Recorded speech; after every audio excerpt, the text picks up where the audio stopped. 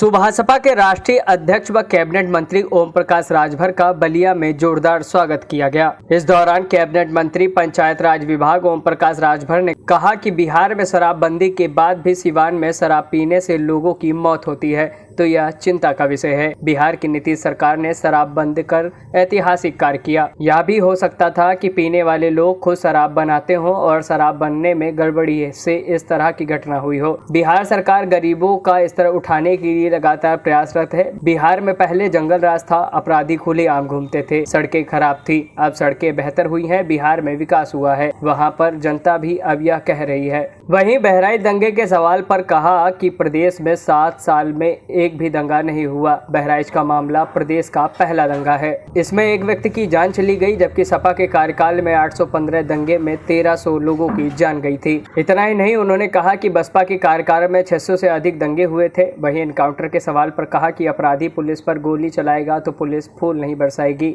इसके आगे ओम प्रकाश राजभर ने कहा कि मुझे विरासत में नहीं बल्कि संघर्ष के बदौलत राजनीति मिली है। यह देश बाबा साहब अम्बेडकर के संविधान से चलता है। कमजोर वर्ग को हक दिलाना ही मकसद है। मंत्री ने पीपल व चितवन के पौधे का रोपण किया। इस मौके पर अरविंद राजभर, शिवेंद्र प्रताप सिंह, प्रवीण कुमार, ओमकार वर्मा, विपिन राजभर मौजूद रहे। आयोजक अजीत राजभर ने सभी का आभार प्रकट किया। देखिए, अगर कोई गलत कर रहा है तो उसके लिए कानून बनना चाहिए। जो कानून बना है और कोई नई चीज़ें आ रही हैं, जैसे कि कोई नया रोग आ रहा है तो उसके लिए नई दवाएं आ रही हैं। उसी तरह अगर कोई नई बीमारी आ रही है, कोई पैदा कर रहा है समाज में, गंदी हरकत कर रहा है, तो उसके लिए नई व्यवस्था की ज़रूरत है।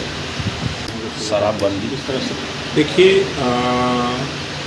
शराब पी करके जो लोग, जिन लोगों के लिए दुखद घटना है, ऐसी घटनाएं नहीं होनी चाहिए। और कि यूपी में बड़े पैमाने पर अंकुश लगाया गया। निश्चित है कि शराब बिक रही है, लेकिन जिस तरह बड़े पैमाने पर लोग पी के डेथ होती थी, आज उस पर बड़ा विराम लगा है।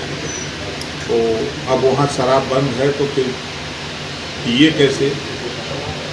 सवाल तो सरकार के ऊपर ये भी उठ रहा है कि जब शराब आपने बंद कर रखी है तो शराब मिली कहाँ उनसे कि वो शराब पी करके देती है। शराब आखिर जा कहाँ से रही है?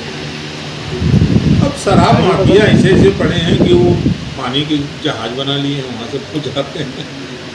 सर, जातिगत जनगणना के पक्षधर आप भी हैं, जातिगत जनगणना होनी चाहिए सर। 100% होगी जातिवाद जनगणना, मोदी जी के नेतृत्व में होगी। मोदी जी कराएंगे जातिवाद जनगणना। आप देख लीजिएगा, ये जो विपक्ष के लोग चिल्ला रहे हैं, आप भी रहे हैं, हम भी रहे हैं। 5 साल अखिलेश जी मुख्यमंत्री यहाँ रहे हैं, एक बार भी जबान से नहीं बोल पाए। राहुल जी नहीं बोल पाए, मायावती जी नहीं बोल पाए। आज लोगों के जेहन में क्यों आ रहा है? आप लोग गवाह हो कि 22 साल से हम जातिवाद जनगणना को लेकर चिल्लाते हैं। तो मैं फिर कह रहा हूँ कि जातिवाद जनगणना होगी और एनडीए गठबंधन की सरकार में होगी और मोदी जी के नेतृत्व में। सर, मुसलमानों की भी जाति की जनगणना कराएंगे सर? बिल्कुल भाई, फिर वही बात। देखिए, संविधान के दायरे में जातियों की गिनती होगी, तो जब संविधान के दायरे में गिनती होगी तो 4 वर्ग है ना, सामान्य वर्ग, पिछड़ा वर्ग, अनुसूचित वर्ग, अनुसूचित जनजाति वर्ग, 4 वर्ग हैं। तो चारों वर्ग की गिनती होगी, चाहे वो मुसलमान हो, सिख हो, ईसाई हो, जैन हो, पारसी हो, कोई हो, सबकी गिनती होगी। सर, मिल्कीपुर चुनाव को लेकर के क्या कहेंगे आप? अब वो चुनाव आयोग के संज्ञान में बात आई कि वो हाईकोर्ट में मामला विचाराधीन है, तो उसको रोका है। संगठन जो है मांग कर, बीजेपी भी मांग कर रही है कि वहाँ चुनाव समय से करा लिए जाए। तो वो अपना रिट दाखिल किए वापस कर लें तो संभावना है, लेकिन लगता नहीं है, क्योंकि अब कल से नामिनेशन शुरू होगा। तो फिर चुनाव आयोग किसी घर का तो है नहीं, वो भी स्वतंत्र है।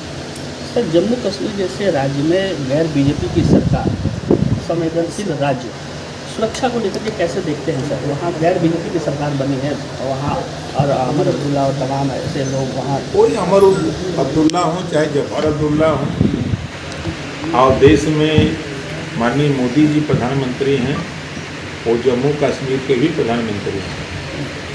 जम्मू कश्मीर में अगर गुंडागर्दी होगी, अराजकता का माहौल होगा, तो फिर संविधान के दायरे में राष्ट्रपति शासन लगाने का भी अधिकार है राष्ट्रपति को। वो कहीं भी किसी सरकार को संविधान से करके कोई गलत करने की छूट नहीं दी जाएगी। सर एक सवाल और है, जिस तरह से आप बीजेपी के साथ आए, तमाम मुद्दों के साथ आप आए थे, उस समय शराब का भी मुद्दा था, तमाम मुद्दे थे, वो मुद्दे पूर्वांचल को राज्य अलग राज्य बनाने के जो मुद्दे थे, वो सारे मुद्दे आपके शिथिल पड़ गए, क्या मजबूरी है सर? नहीं आप नहीं, शराब पे आप नहीं बंदी को लेकर के आप चलिए, मैं माइक पर ना चलिए, मैं याद होगा कि हमको अंदाज है कि हम लोग 10 साल या 7 साल पहले यहीं कार्यक्रम किए थे। आप देखिए जितने कार्यक्रम हमने जिन इशू को किया, आपके इसी बलिया में हम लोग महिला सम्मेलन किए और मोदी जी ने 33% रिजर्वेशन महिलाओं को लागू हो गया। कम से कम हम 25 जिले में महिला सम्मेलन किए। अब जो अधिकार लागू हुआ है 33%, उसके लिए उनको जागरूक करने जा रहे हैं कि भाई 33% रिजर्वेशन विधानसभा में, लोकसभा में 1/3 आपको मिलने जा रहा है, तो आप उसके लिए जो हमारे बहुएँ हैं, बहनें हैं, जो राजनीति में वो आवें और राजनीति में आगे बढ़ के हिस्सा लें, तो उनको कैसे जागरूक करेंगे? जो केंद्र और प्रदेश सरकार की योजनाएं हैं, उनको कैसी जानकारी होगी? हमको बताना पड़ेगा ना। तो हम आज पंचायती राज मंत्री हैं, अल्पसंख्यक कल्याण देख रहे हैं, तो उन चीज़ों की जानकारी जनता को होनी चाहिए ना। जैसे अभी नई स्कीम हमने 2 महीना पहले बनाया, जीरो पॉवर्टी। हर गांव से 25 ऐसे परिवार चयन करेंगे, उनको सारी सुविधा जो भी केंद्र और प्रदेश सरकार से अब तक की योजनाएं बनी, उसको नहीं मिली, सारी योजना उसको दे करके हम उसको विकास की मुख्य धारा में ले आने का प्रयास करेंगे। बहराइच की घटना को क्या मानते हैं कि पुलिस की वो नाकामी है? बहराइच की घटना पुलिस की कामयाबी रही है कि 1000 दंगाइयों को कब्जे में किया।